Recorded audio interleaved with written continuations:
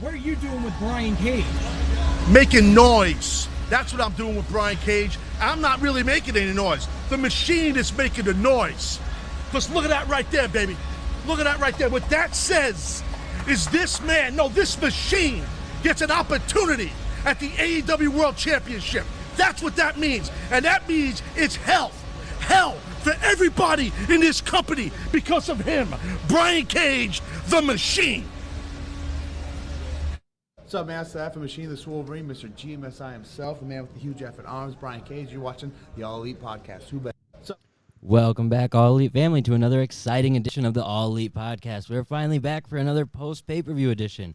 The way AEW runs pay-per-views, these seem to be more exciting, especially to me. We only get to do these ones like once, literally every 4 months. We got the next pay-per-view announced for 4 months out, so yeah, that's kind of how it goes. But these, I just have so much more energy going into these ones. I had a lot of fun watching the show. Me and AJ do differ a little bit. I think I had a little bit more fun, but we both enjoyed the show overall, correct? Yeah, no, I liked it. Yeah, I think there were just maybe a couple of, it might have been a little long. There was a couple of matches that weren't the best, but overall, I would say I really enjoyed the show. I thought they delivered on everything they intended on delivering on, and it was I enjoyed my time. It was a little long though. The show overall from 7:30, it's almost midnight now in the East Coast, so almost 5 hours. Yeah, and it's funny because going into the show, I was looking at the card and I was like, damn, how are they going to make this 3 hours? But they made it 3.5.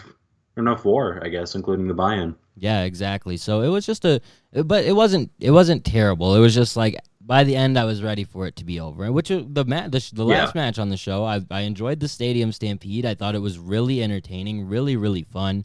I don't have a whole lot of complaints about the show overall. I think I really enjoyed it. I before we started, I told AJ I'd probably give this show a solid 8 out of 10.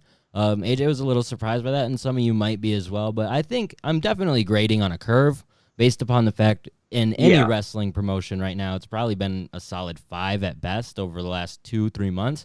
So to get a show with this quality, especially from the first 4 matches, like Phil had a very enjoyable version of this show. He watched the first 4 matches, had to go to work, and then is going to finish it off later. I think splitting this show into 2 is probably going to make it even better for him. But it was still a good show. Yeah, grading on a curve, I can agree with that. 8 out of 10. I thought you just meant in general, and I was like, compared to Fyter Fest or something like that. Yeah, and that especially when you don't have as many fans, there's so many other different things that go into it. But overall, they did a good job at presenting an alternative feel from Dynamite.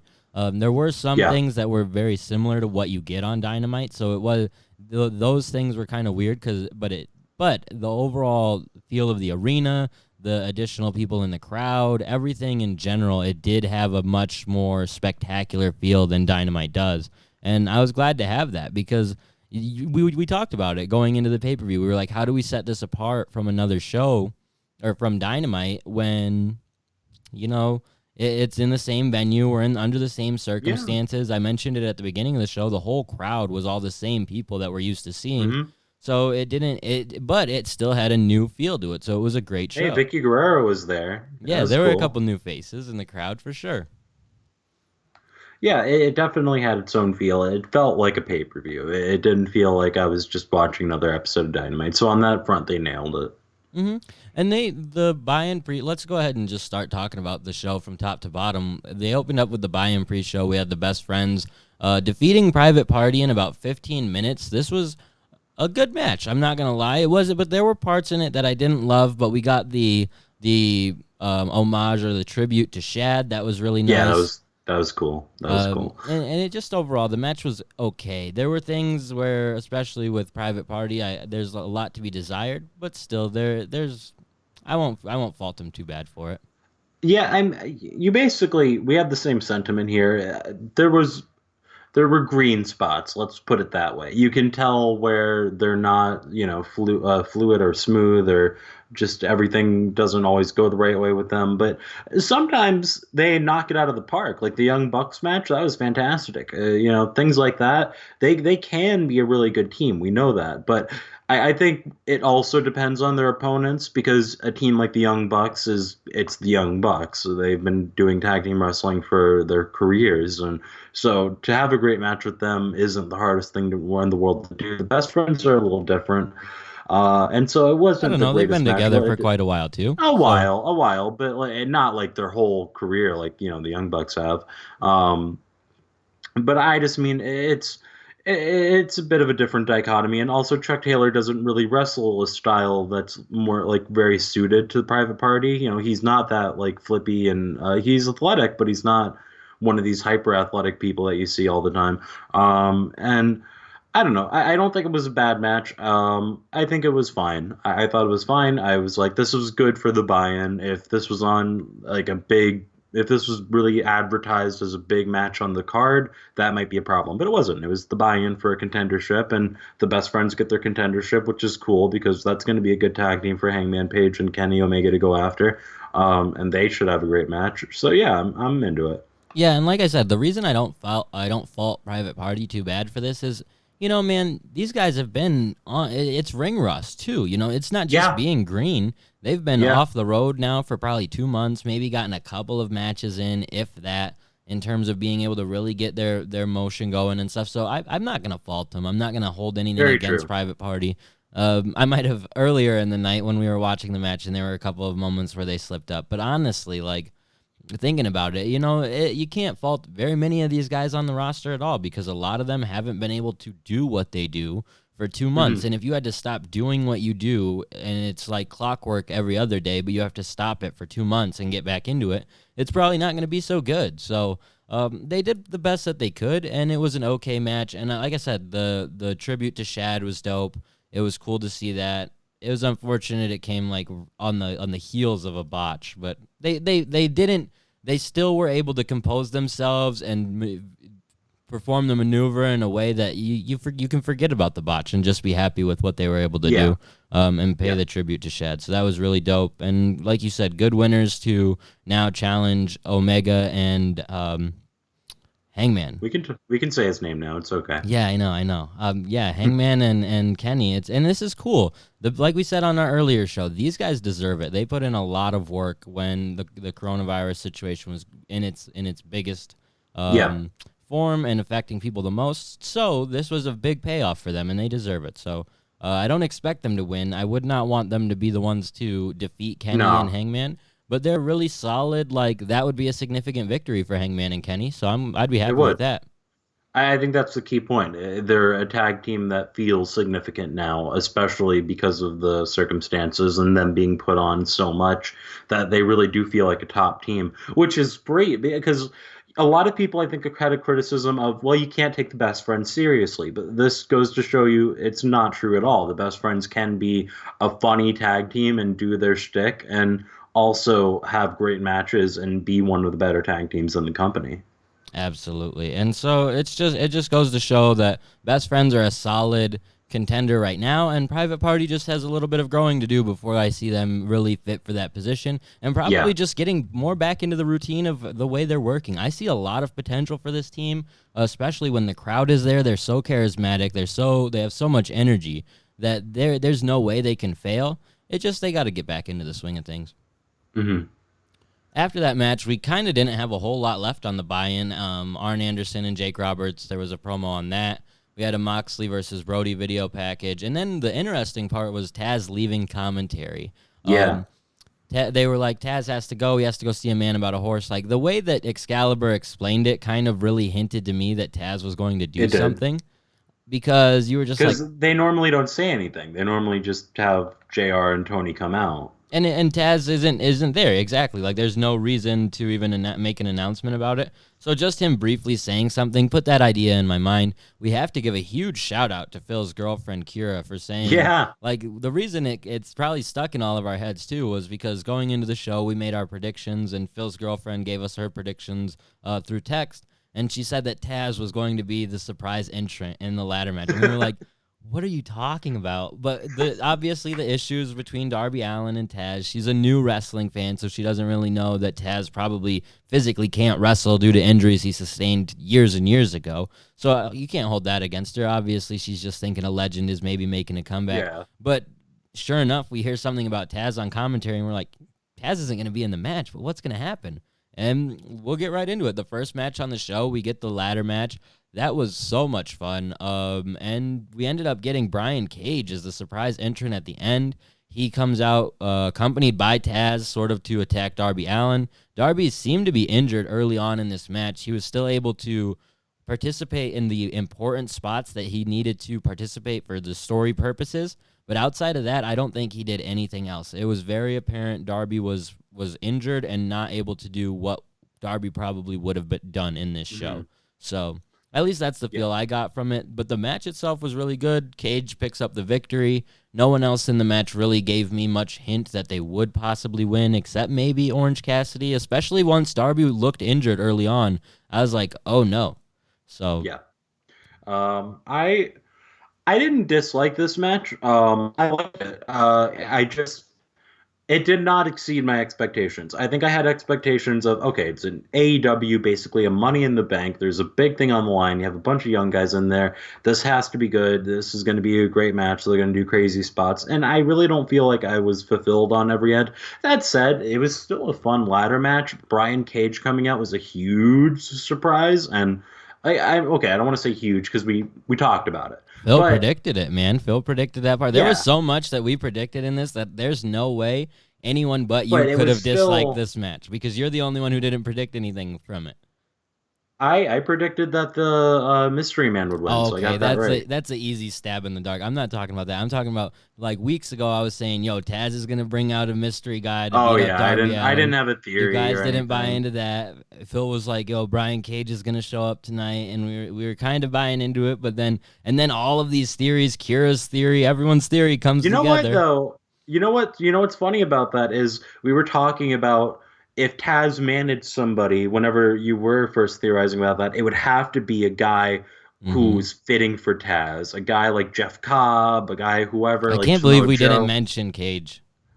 And it didn't even cross my mind how perfect of a pairing that is.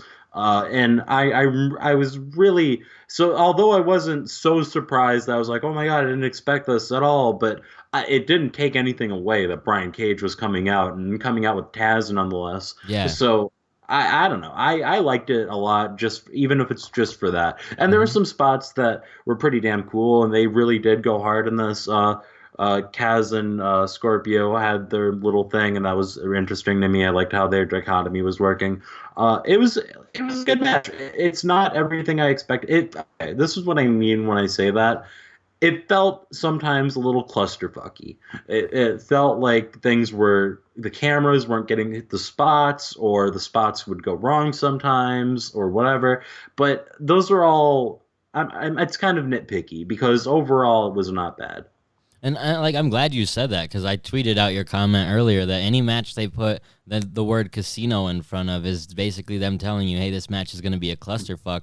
And you're not wrong. I mean, the match, it was fun. I'm glad who won. I'm glad about the surprise. I'm glad about the storyline they're going with the surprise. Like, there was so much I liked about it that I can't say I disliked the match. But, like, good that they did all that stuff. Otherwise, I probably wouldn't have liked the match because there was, like you said, it was very clunky.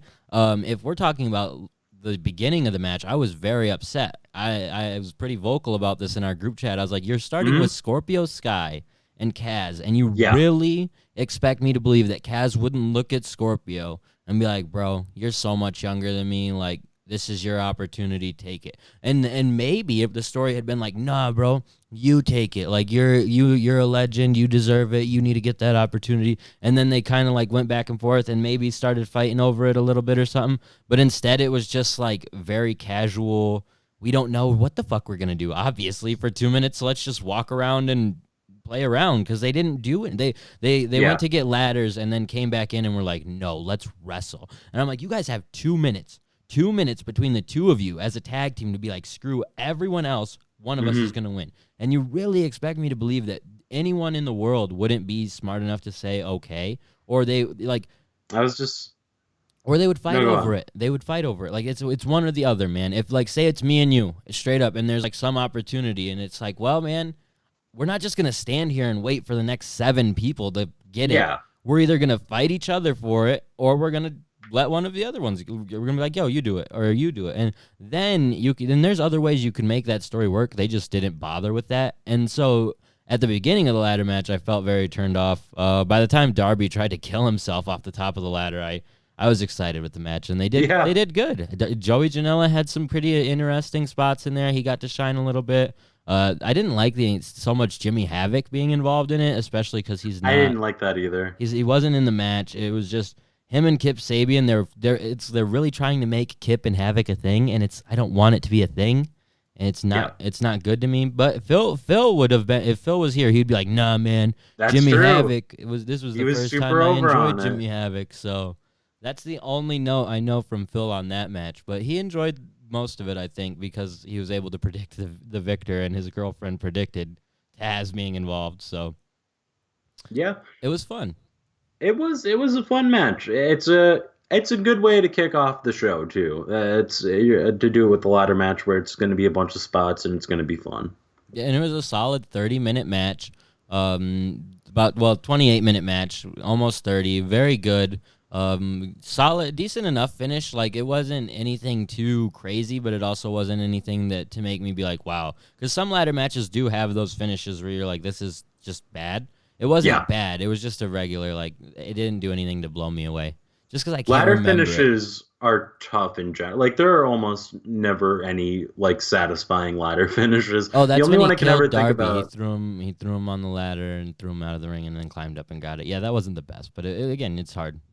The only one I can think about that I really stand out, remember, like, that was a great finish, was when Shawn Michaels and Chris Jericho were on top of the ladder. They were fighting for the belt, and Jericho hits him in the head with it, and it was really well done. Yeah. But And so- usually, by and far, it's not that great. But overall, the match delivered, and by the end of it, I was very much like, okay, we have someone who can face Mox right now, like immediately, and he has a mouthpiece who can go toe to toe with Mox right now, and we have just made a brand new main eventer easy, super easy, and we could do whatever we want with this guy until we fuck it up, because Cage is a beast, and he's gotten nothing but better over the last 10 years. And it's just gonna be crazy what he does with these guys when we get Omega versus Brian Cage, man. I'm That's marking the out thing, just though. thinking about it.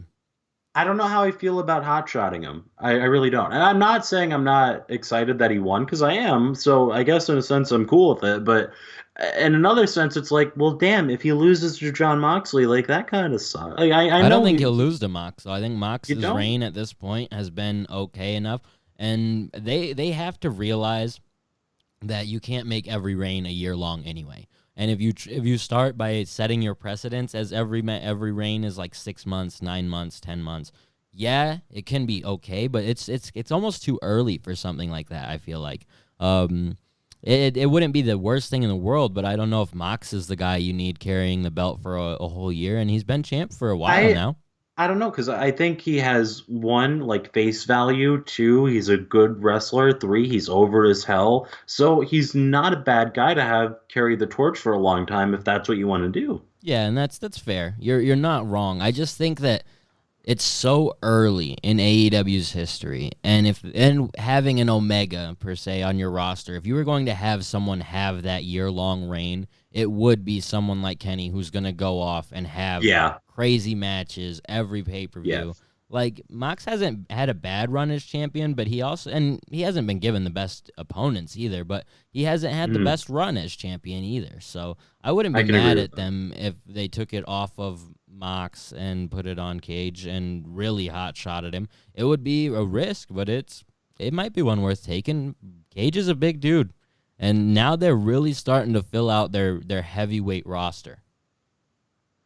Yeah, they really are, and they got a lot of hosses now. They got Archer, Brody, Cage, and Wardlow still there hanging around, and a lot of big dudes. They said they were going on a hoss hunt, and they sure did. And they found some really good ones, so I'm excited. And I will agree with you though that it could turn out to be a situation where I don't love Cage being hot-shotted into a main event slot. I'm just going to give them a chance with it because they need someone in that position. They need another new main event-esque heel.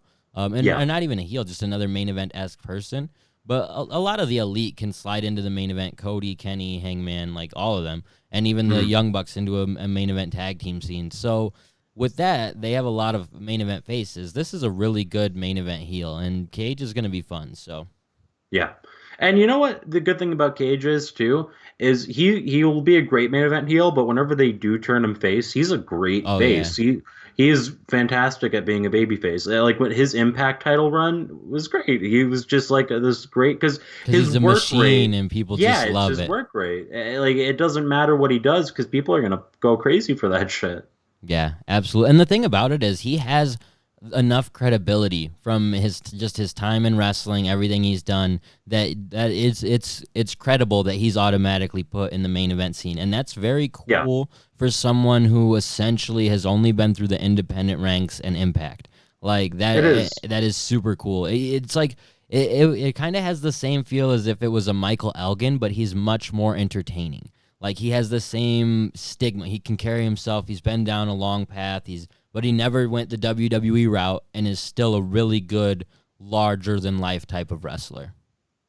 Honestly, not in the larger than life aspect, but it reminds me almost of like Chris Daniels, like not now, but then Jeez, when AJ. he was in doing ROH and doing TNA, and he never went to WWE, but he was still over enough to where most wrestling fans could recognize him. That's fair. Cage has been around for so long and probably mixed it up with a lot of the guys on the AEW and WWE roster at this point. Yeah. So he's a great pickup. Like I said, super, like it makes all the sense in the world to put him in the main event scene. He wasn't someone who necessarily had to work himself up there. And over the last 3 or 4 months now, we have him immediately placed there. We have Archer, who still will be in that scene despite not winning tonight. And quite a few other people that they've been able to elevate over the last couple months. So that's cool. This next match we have to talk about is one I think elevated both guys, at least to some extent. We have MJF beating Jungle Boy in about 15 minutes. The finish was the only thing I didn't love, but it was still a fun match. These two both delivered a lot. I will say they pulled out a lot of not even tricks, but just smart wrestling moves or wrestling tropes that you don't see often. Yeah. It was psychological in all the right ways. It was telling a great story by doing just bare bones wrestling, working limbs, working the back, working the arm. They did an excellent job. And we were talking about how, like, man, these guys are young. Sometimes their matches are hit or miss. This was not a miss. This was a hit. Both guys were on tonight. Jungle Boy, I don't remember a single misstep. Same with MJF. And I just loved how he was working the arm the whole match and how it affected the match and even the back of MJF when he couldn't get him up. And to what you said, my issue with the match, my only gripe is I wish he had a beat with the salt of the earth. And I know Phil's take is that you can't have Jungle Boy tap out. I disagree. I feel like the way they told this story and the way they were working the arm and the way he was selling it, that I wouldn't have thought, oh, Jungle Boy's a bitch if he tapped out there. I would have thought, like, damn, Jungle Boy went the distance there. Yeah, and especially because of the way the salt of the earth works is you can really just have MJF wrench on it a little bit and then put even more on it and then a little bit more on it, and he finally has no choice but to tap. And you just get that grueling moment of hopefully Jungle Boy just looking like he's in so much pain. Instead, we got a quick roll-up finish, kind of to try and protect both guys, is what I felt like. I don't think that was the smartest move. I mean, I totally get it. I just think that the finish you're discussing, a submission finish, wouldn't have hurt Jungle Boy that bad and probably could have helped him even more. It's kind of like the Stone Cold Steve Austin passing out with blood in your face thing, almost exactly like that. And they did a good job. I think that Jungle Boy, he's obviously still young. This was a really good match by two young guys, so you see the things that you would obviously see with young guys.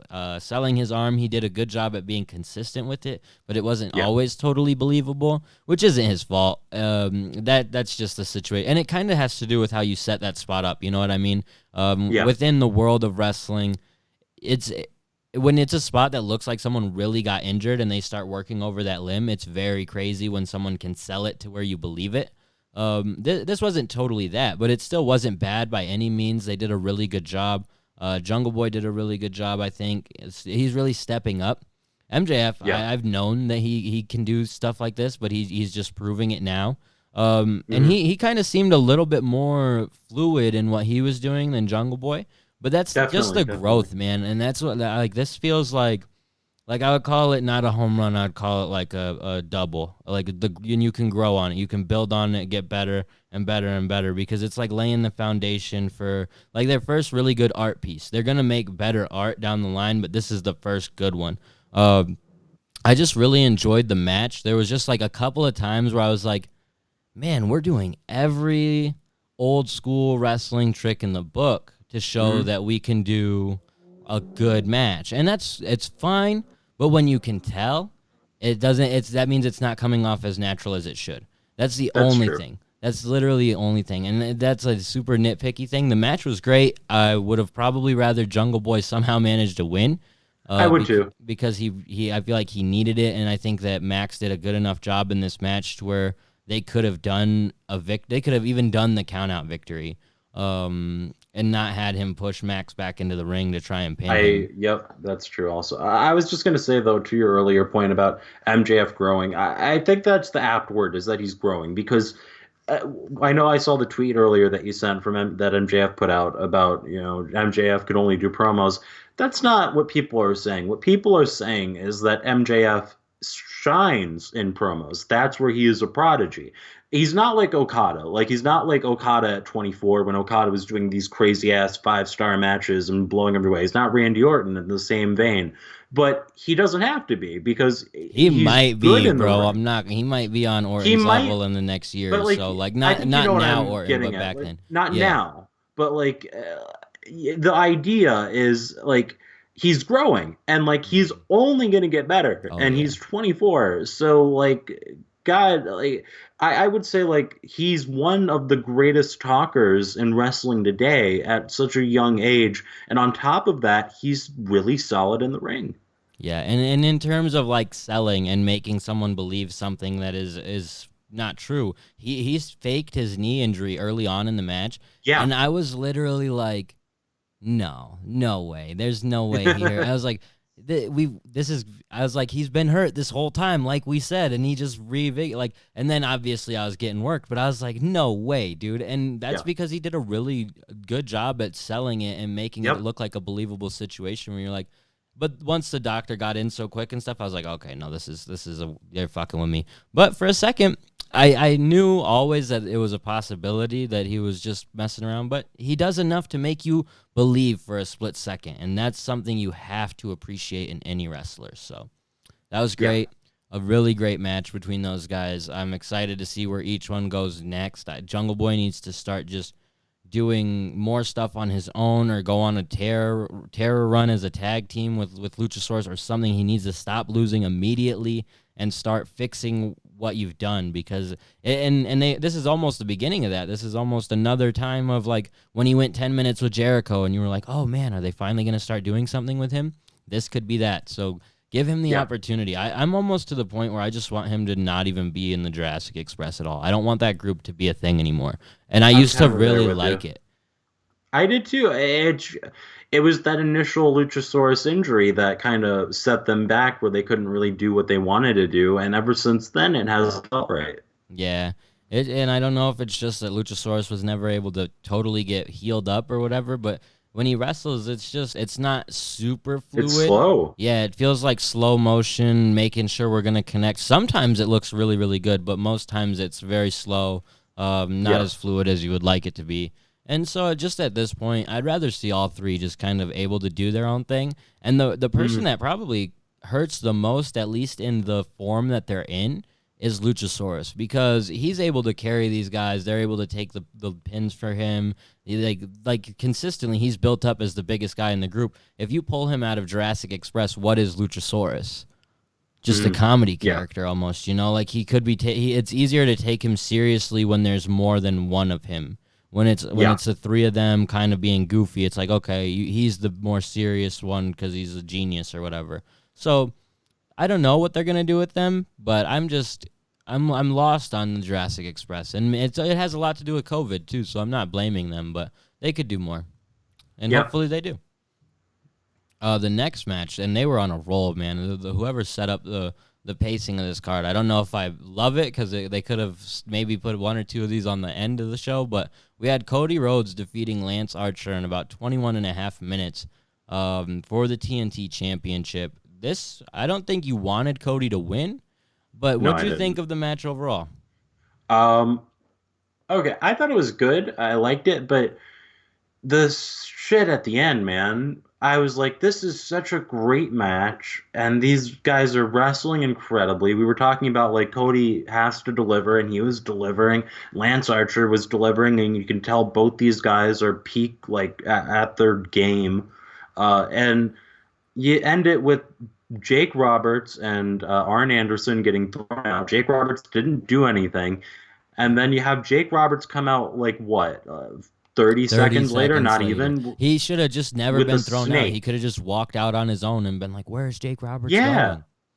And then Mike Tyson gets in Jake Roberts' face, and Jake Roberts was like, "Oh man, Mike Tyson's scary, like, because he's real buff," and it's fucking, it just killed it for me. Yeah, and it killed it for me. It sucks because this match was so good from the start. We have Archer hitting his finisher in like 2 seconds, and it's not a situation where he hits it, covers him, and he kicks out. Cody immediately rolls out of the ring because he knows he's almost beat. And that's what a cool way to start the match, and they just deliver on that level from top to bottom. This I don't want to call it a New Japan match, but if these two were wrestling a match for New Japan, this is what it would be. So it's a weird way to put it, but that's the best way to explain it, I think. They were hard-hitting. They were giving it their all. Like, I easily could see these two doing this exact same match in the Tokyo Dome, and it would be, like, received in the same exact way. Almost, they'd be like, wow, this makes sense for this show. Like, so it was a great match, and they did a great job. It got really clunky near the end, which I think we kind of expected just with how much outside involvement was going to eventually come into play. But yeah, it just didn't make sense. Mike Tyson was there, and he should have just never been, and it probably would have been way better.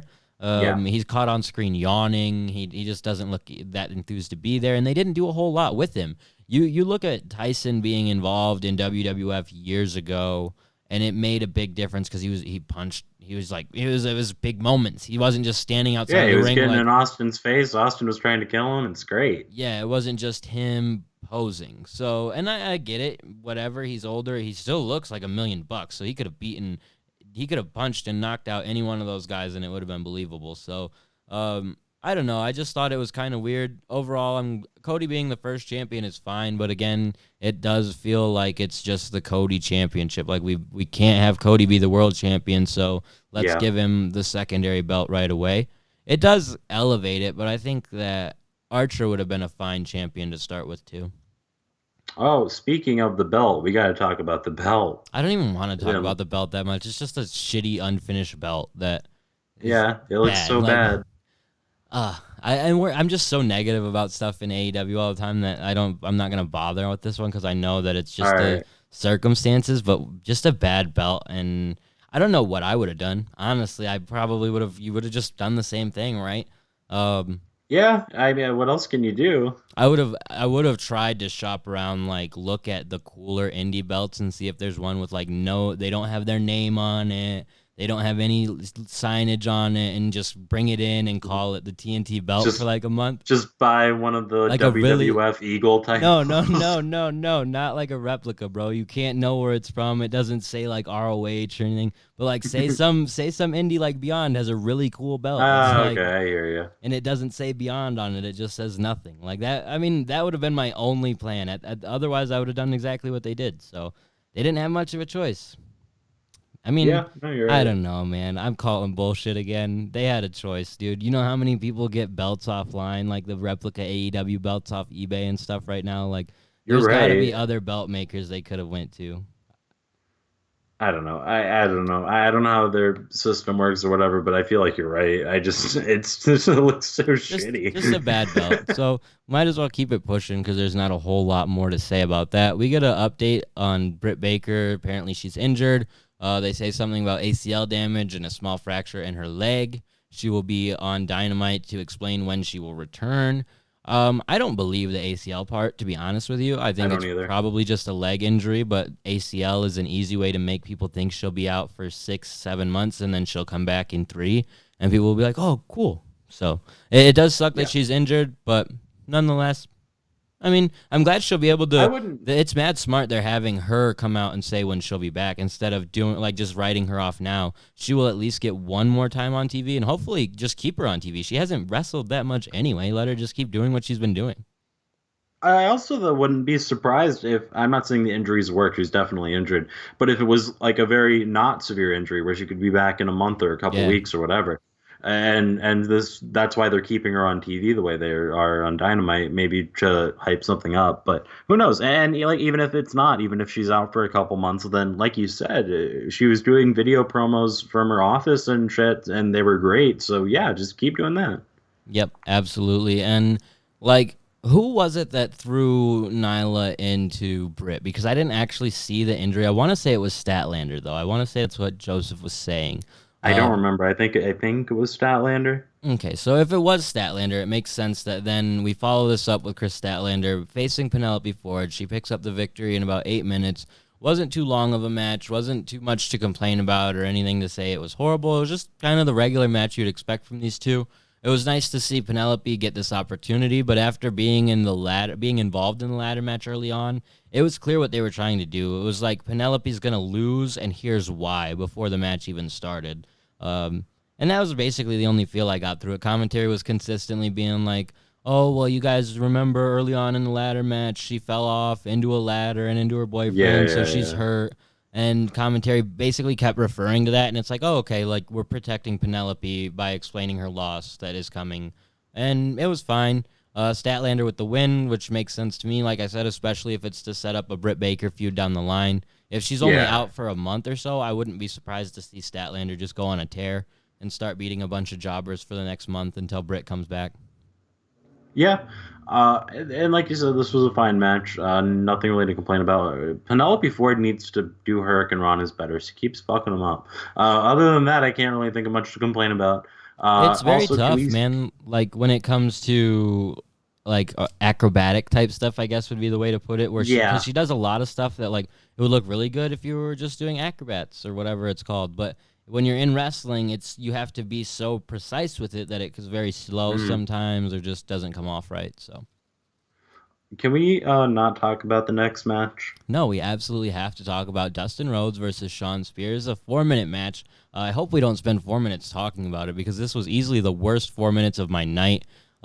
Spears starts off the match, assuming that Dustin's not going to come out, of course, because everybody thinks he's retired, even though he made a whole long spiel on Twitter months ago about how he was going to retire, won the match after that, and then lost the next match and didn't say shit. So, like, dude, there was nothing in me that was like, oh, man, Dustin's retiring. And they kept, like, talking about it on commentary, like, oh, we don't know if Dustin's going to be here. And I was like, the fuck you don't, dude. Like, give me a break. You guys made a whole-ass graphic in 30 seconds. You're not going to tell me that the match isn't going to happen. And so, of course... Spears is like, oh, I'm playing his theme. He's not coming out. Count him out. So they start counting, which then, of course, tells me Dustin's coming quick. It was fucked up because she starts counting, and Dustin still gets to do his whole entrance, which obviously takes longer than 10 seconds. So Spears should have won, and we would have avoided all this bullshit because Dustin comes down, literally strips Shawn Spears, gets him down into his to Tully Blanchard underwear. His Tully Blanchard underwear, where Ass hanging out. I definitely, along with many people on social media, thought Shawn Spears' junk was hanging out the front of his trunk, my brothers. Oh, yeah, I did too at first. And I was like, yo, what in the world? Why isn't he fixing that? And then I was like, there's no way. And then finally they zoom in, and I'm like, oh, it's only Tully. Like, I'm glad they finally freaking showed me, because I was like, this is so awkward, thinking that dude's junk is just hanging all around and he's wrestling and don't give a shit. Like, what a dumb freaking thing. I want to know why Shawn Spears thought this was so much better than being in WWE.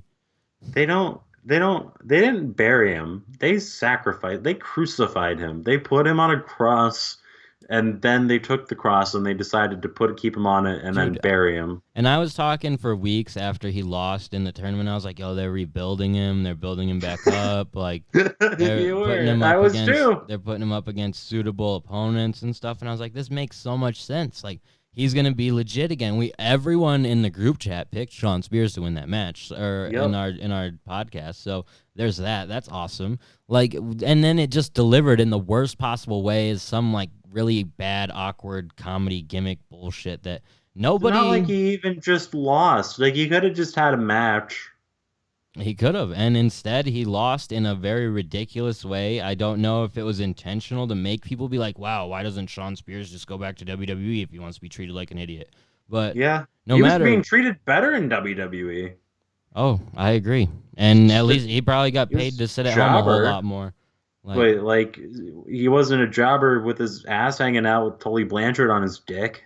yep. So it was just very awkward and annoying, and I mentioned it during the match. I was like, I'm really glad that this is just on pay-per-view, because it's not casual fans seeing this garbage. Because that Yeah. at least I was like, well, we asked for this. Everyone who signed up for this knew kind of they could get something like this, and it was just really bad, not very entertaining. I can't believe we spent this long talking about it. Moving Yeah, on. let's stop. They announced the next pay-per-view. It's going to be on September 5th, All Out, so about 3.5 months out. I'm excited for that. I like the wait. I like being able to know in advance, too. Like, I'm glad they told us this far early, and they're not telling us where it's at. Obviously, with everything going on in the world, they're going to want to go in a place that makes sense at that time. So I wouldn't imagine an announcement for maybe another month or so to see, Yeah. gauge where the U.S. is at and then what they could do. But this is fun. This is good to know. Another pay-per-view is on the horizon, something to start building to eventually. I don't see much build coming right away, but No. and hopefully we'll get some type of special show, kind of like what we got at the beginning of the year, or even like Fyter Fest, stuff like that. Something within the next month or two, just to tide us over. You know, I imagine we'll be getting Brian Cage versus Moxley at some point. I don't really want to see that on TV, because I want to see I think it's them- going to be. I I really know. think they're going to do it on TV. Yeah, and that makes sense. But if so, do it on like a special episode where they're actually going to go all out and not just put in about half the effort you would expect. Yeah. But I'm glad that we have another pay-per-view on the horizon. Mhm. After that, we get a Hana Kimura memorial, which was really cool. I was happy to see this. I think a lot of people were happy to see something, or some mention, Excalibur making sure to mention, like, just be nice to each other on social media and stuff like that. And it makes sense, man. I mentioned it to someone earlier on social media today. Like, we as fans of wrestling, I feel like, really get it, because we're in the thick of social media when things just get nasty, and you Yeah. see people be nasty, and you're like, man, I can only imagine what it's like in other countries or under different cultural influences. And then you read some of this stuff, and it's just like, it's so unfortunate. And so it's easy to relate in a lot of ways, because you've either dealt with it yourself and been able to overcome it, or you know someone who has, or anything like that. So it was nice to see them make a mention of it, be sure to explain at least the point of, you know, just be nice to each other. And it can be important to remind your fans that, especially when sometimes fans just get so caught up in us versus them, AEW versus WWE, AEW versus NXT. Like, there's so much us versus them in wrestling and just the world in general, Yeah. that it gets people all fucked up, I think. And so it's nice to be reminded, like, it doesn't have to be like that. And then Mhm. we follow up this great short memorial with a video package hyping up Nyla versus Hikaru. And we got a sweet 16-minute Nyla Rose versus Hikaru Shida match. Yes, we did. Hikaru Shida picking up the victory to the surprise of basically everyone. I was like, oh my God, that really happened. And I was so happy for her. And then she like started crying, and then I almost started crying. Like, I'm not even kidding, because the emotion you feel for someone, you can only imagine. And Jim Ross makes mention of it, and I don't know if that was a good thing or a bad thing. It probably wasn't that bad, but it was just very strange. Like, it's good that she won after the week she's had, and yeah, after the week she's had, you can imagine like the emotions she is feeling, and you could see it and you could feel it. And everyone who watched this show tonight is a Hikaru Shida fan. I would love to see someone tell me they're not, and explain to me how, unless they're just ignorant, like bigot, dumb, you know, like there's no way. There's no way. She's just so sweet. She's so talented. She's the champion. Like, she's been on a roll. She wins so much. Like, there's no reason to dislike this woman. And so it was nice. Everyone watching, I guarantee you, is a big Hikaru Shida fan. She might be the ace woman in AEW. We Yeah, haven't seen I Rio would in say so so. long. Rio could easily come back, and they could have probably a banger of a feud if that's if that's possible. I don't know where Rio is exactly located, but I think she's stuck in Japan right now. yeah, I'm not sure. I thought she might have popped up on an episode of Dark in the last couple months, but I could be totally crazy. So it might have been early on. Regardless, But it's just this was an amazing match. Oh, It was yeah. easily my match of the night. If it went on last, I would have had no issues. I would have been happy actually. This was a great match, and they were killing each other. And that kendo stick to the head, where she broke the stick over her goddamn head. and kudos was- to Nyla, man. Like, and I saw Yeah. I saw it all over social media, so I'm glad it's being recognized by many other people. Like, she has gotten so much better. We had to give Yeah. Private Party the benefit of the doubt because they're a greener tag team and they haven't been able to wrestle. Nyla has not been able to wrestle either. She's very new to the business still as well. And man, did she deliver in a match that she needed to. And I'm so happy for her too that she was able to deliver in that way. I hope that, and she had an okay run. She definitely got screwed by the coronavirus, and she will get her opportunity again down the line. But I'm sure she was even happy to be a part of that moment, to be able to see that emotion and whatnot from Hikaru. So, and they delivered on what you, like you said. I'd be hard pressed to tell you which match I thought was better because I enjoyed that one so much that I couldn't tell you. And like you said it, you actually stole my line from earlier, brother, when I said this should have I been the did. one to go on last. But yeah, it should have been. And it's always hindsight. And I could totally understand the worry with that. And with the way the show ended, I understand ending it that way. But we'll get there. We only have a couple more matches before we get to that point. You got any last notes on this one? No, man, it was great. It was everything. It reminds you why wrestling is so great. It's what keeps you as a lifelong fan, man. You see these moments, and you're almost like a part of them, and it's so great. You almost wish that, like, it's unfortunate there weren't fans there that could have been a part of it too. That would have made it that much better. But there were so many people watching at home that it's great that we were able to get that, and of course, Hikaru was able to get that. So. I'm excited to see, just because I don't think that was the end. Nyla has too many victories over Hikaru already that they can easily keep this one going, and they delivered such a good match that they can do another one. So Yeah, definitely. I would be fine if they did a few more. That match was fantastic. yes, absolutely. And after this, we follow up with a quick little Moxley versus Brody Lee hype video. Before transitioning to the Moxley versus Brody Lee match. This goes about 15 and a half minutes before Moxley finally picks up the victory.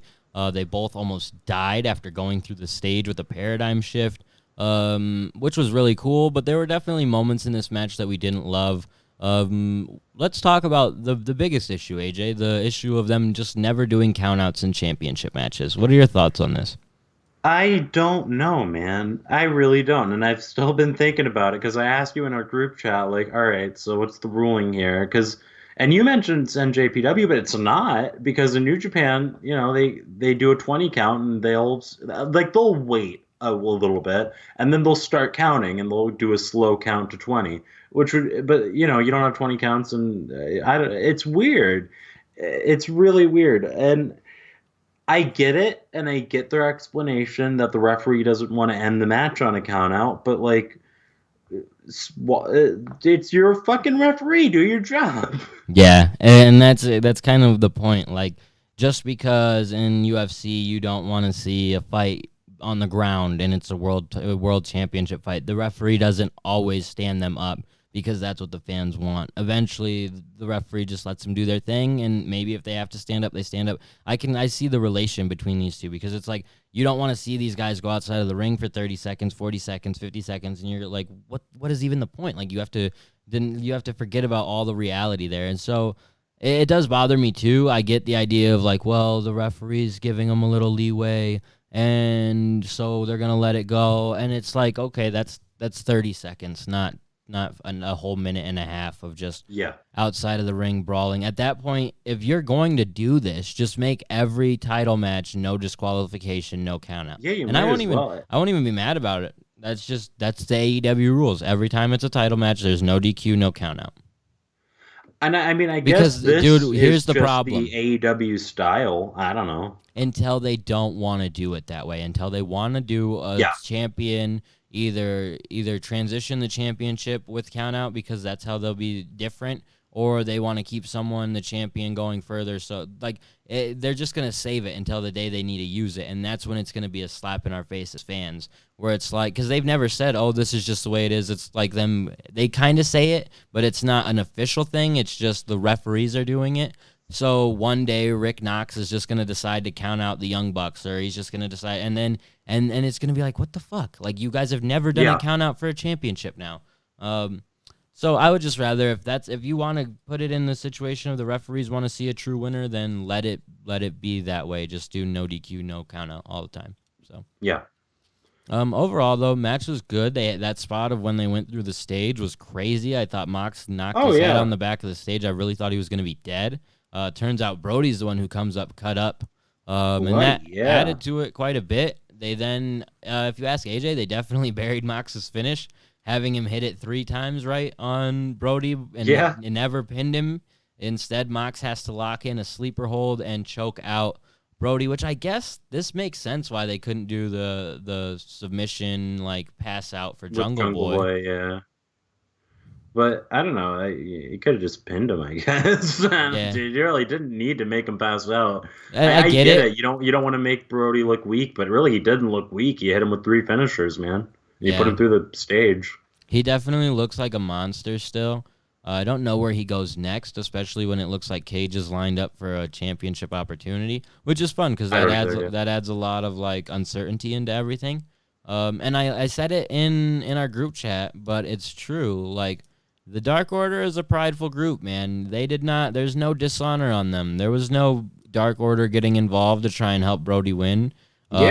There was no outside interference from them. Like, the Dark Order, they do their business. And if after the bell rings, they might screw you over and beat you down. Or I don't know. I was just surprised. There was no shenanigans from the Dark Order. None of it, no. And he literally DDT'd dude through the freaking stage. So I was like, are they going to come and kill him or what? Like, but I liked the way that Brody had sat up from a couple of the paradigm shifts, just like a beast. It was cool. He just looked like a monster, and I did like the way he looked when he passed out. He looked like he was still ready to kill Moxley, which was awesome. That's what I said, man. I was really hoping that they would even do something like that, where he passes out, and then like 20 seconds later he gets his second wind or something, and he just comes to and beats Mox to bricks, like.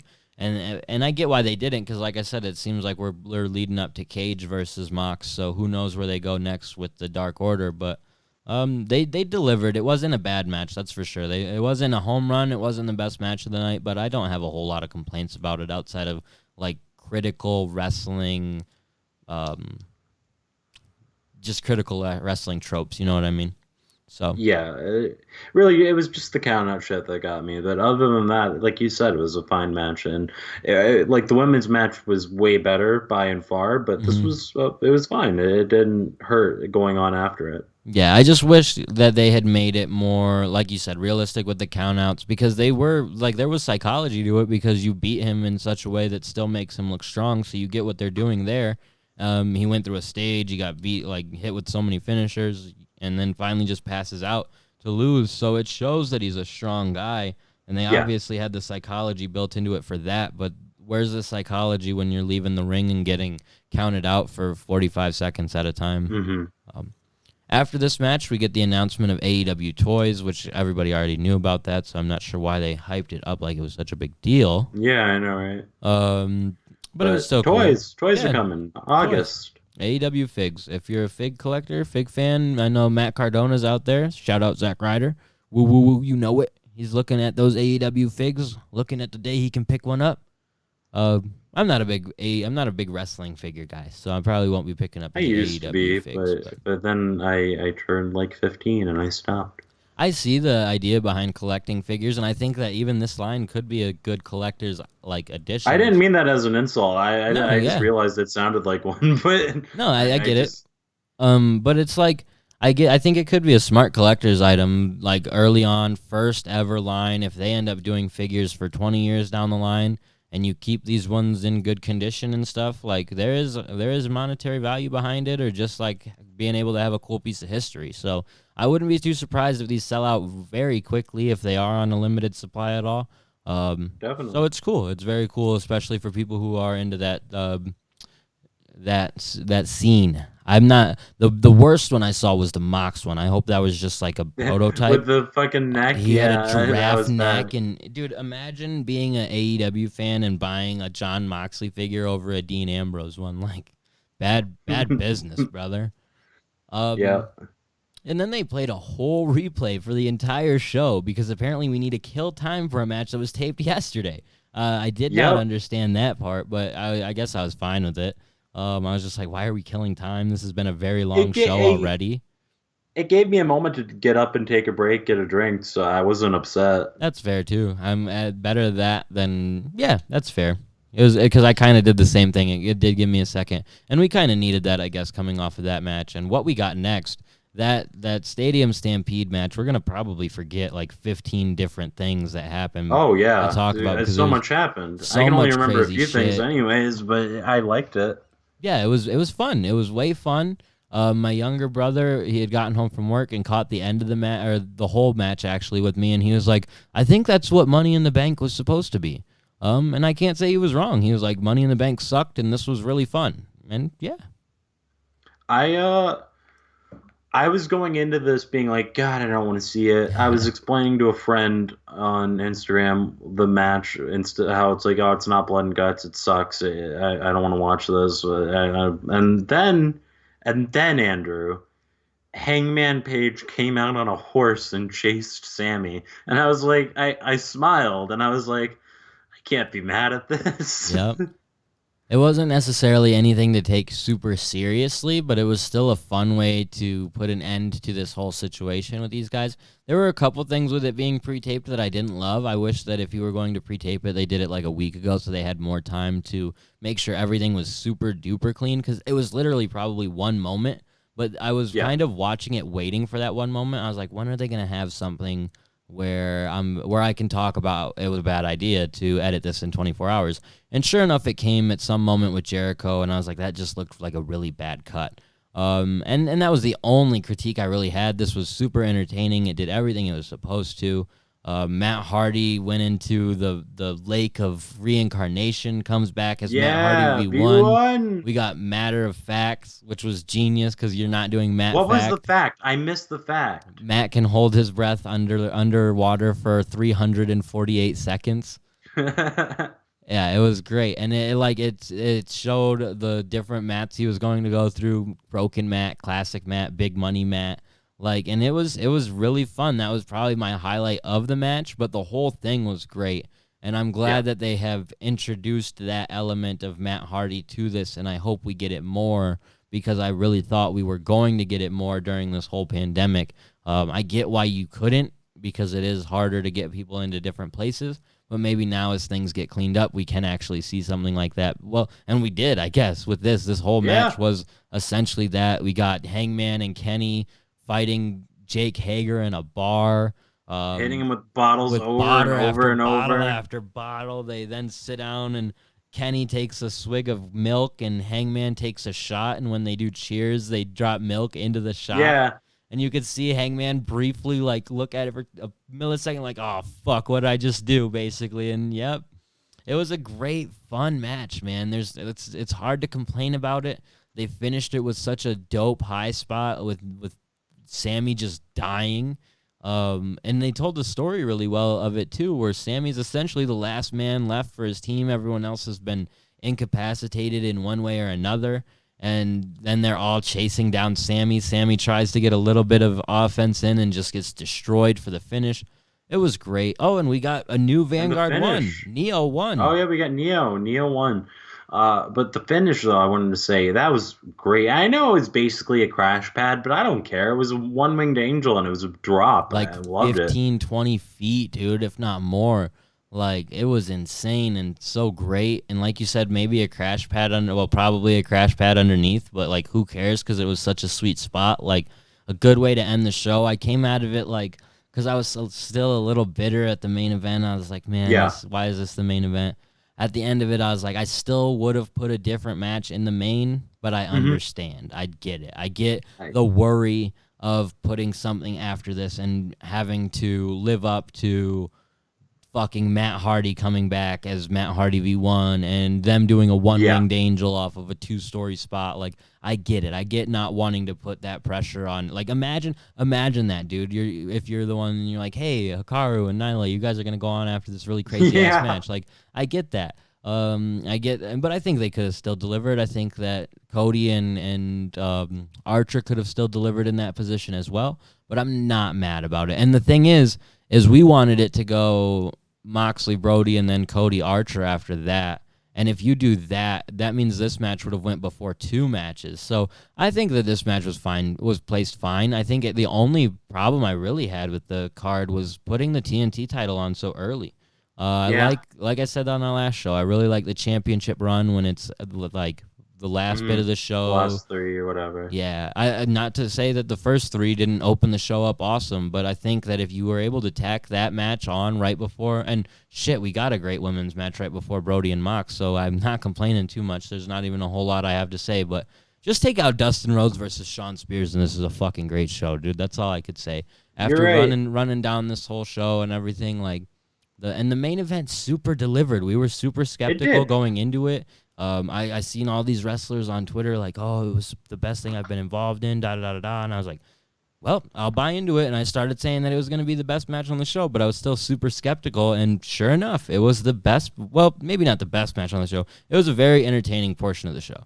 That's all I The only thing I could say about it that I thought about it, like, negatively, was it felt long. And I don't know how long it was because this was the only one I didn't time like an idiot. But it did at some point. I felt like, okay, we're dragging a little bit, but really it was like whenever it was like dragging, they usually cut over to something that was interesting. Like whenever it was getting boring on the field, they cut over to Hangman and which Hager is why in the they bar. taped it, and that's mad smart because they knew there would be dead time when you're trying to go from one end of the arena to the other. That's what happened to Edge and Randy Orton, and if they didn't do this, it would have been so much worse. So I definitely agree with you that there were its moments where it was like, man, this is a little boring or this is a little long, a little bit of a long segment with these guys. And there were a couple moments where I was like, am I really supposed to believe there's nothing going on anywhere else right now? But other than that, it was really good, really well done, really fun. The only thing you can really get too critical about is like the nitpicky stuff because otherwise it wasn't a real wrestling match. It's not like it doesn't like, so I don't compare it against the other wrestling matches like that. Yeah. So it was just a fun piece of entertainment that I really liked, and I thought they did a great job of. And you know, you mentioned your lack of time or your lack of taking time of Hikaru Shida. We mentioned the passing of Shad. We should also mention the passing of the guy who we got our match times for. The lead writer of 4-1 Mania, Larry Sonka. We used 4-1 Mania for a lot of our match write-ups, or at least AJ would do the rundown on the show, but he would get the match times from Larry's write-ups, and now AJ has to learn to time his own matches, and so it has been a huge blow to the wrestling community, and not just to a small All Elite Wrestling podcast. It's been a huge blow to the entire wrestling community. So many people came together to donate and do what they could to help Larry's family under such like crazy, sad, unfortunate, out of nowhere circumstances. So I do want to just mention him and say rest in peace to him and prayers to his family and all of that, because like we really did. He was a very useful resource for everyone in wrestling. And so he should be mentioned everywhere in wrestling that utilized his work or like I read his stuff all the time. I can remember back when I was probably 14 or even younger. Same.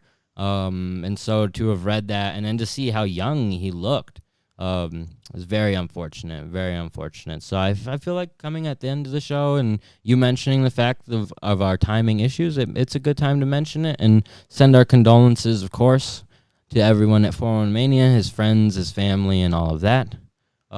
We are essentially done covering the show. Were there any moments that we should talk about, AJ, that I might have missed?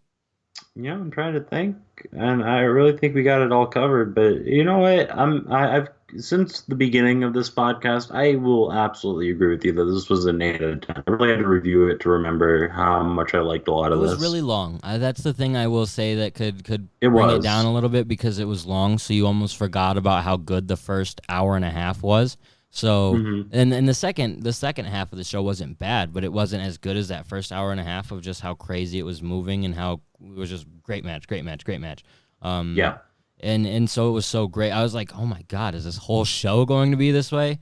And then poor Chris Statlander and Penelope Ford had to fill that spot of like the cool down a little bit. But it was a great show, a really fun show, and a show that was super needed at a time for me and AJ. Don't spend a whole lot of time on wrestling Twitter. I spend definitely more time than he does and more time than Phil does. But so we don't realize it, and I definitely didn't realize it until today. The impact that.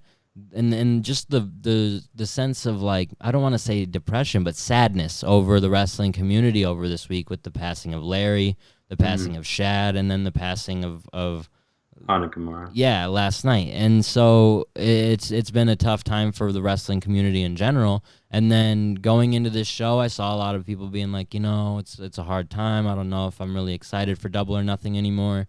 And by the end of the show, I think a lot of people had come around. I also want to shout out Andy Nemedy and Phoenix AEW on Twitter. They did a bunch of, they did their own probably 4 giveaways for Double or Nothing tonight. They just did a retweet thing on Twitter. We're going to give away the pay-per-view. We'll send you the money to buy it.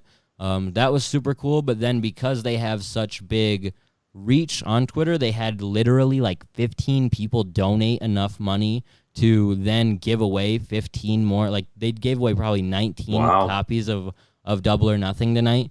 And just the amount of That's happiness that can bring to a community in a time of just like they're bummed out. And that's what inspired Andy to do it. He was like, I'm just not super stoked for the show as I usually would be. Like, I want to do something to give back. And it inspired so many people to then join along. So shout out to them. Shout out to everyone who was involved in helping. I don't remember all the other Twitter handles, but you should definitely check it out. Andy and them tweeted out everyone who helped them. Make sure you give everybody a follow who was involved in that, because that was super cool and a great way to really kick off a really awesome evening. I think that was cool. It set the tone for a happy evening overall. Dynamite or Double or Nothing was great. Hopefully Dynamite can live up to it in some sort of way. We're going to obviously get a #1 contender crown for Cody's championship. I'm wondering if it could be MJF, because that's an interesting story to go back to. They're doing a battle royal, so you easily could put MJF in that battle royal and him come out the victor. You also could easily put Archer back in the battle royal, and he very easily dominates, wins, and goes right back for Cody, and I would like that story as well. So AEW we're getting back into that normalcy of like super fan excitement, I feel like, and I'm very glad about that. It didn't have the energy we had coming off of last year's Double or Nothing, where literally John Moxley made his debut. But instead, we got a very fun show. We didn't get the Revolt. We didn't get like a majorly crazy debut. We got Brian Cage, which is it's not a crazy debut, but he's someone who fits in that I know can be a main eventer. So it makes me excited for his future. So it's a great pickup.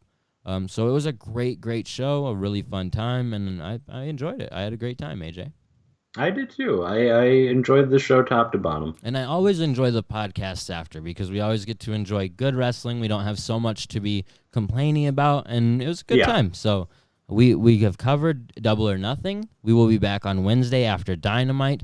I think we're getting closer to the Monday shows, but not quite yet. Probably a couple more weeks, and once we get things settled up, me and AJ will figure out a new schedule and get more consistent running 2 shows a week again. Until then, we will be back on Wednesday with Phil to discuss Dynamite. Thank you guys for always tuning in. AJ, go ahead and plug your social media. You can follow me on Twitter at BigMatchAJ, and you can follow me on Instagram at AJTheFitzy. And as always, you can follow the podcast on Twitter at All Elite Podcast. We're on Instagram at All Elite Everything. We're on Facebook at Facebook.com/AllElitePod. And if you're not watching us on YouTube right now, we're on YouTube at YouTube.com/AllElitePodcast. Make sure you smash that subscribe button, brother. Until next time, thank you guys for tuning in.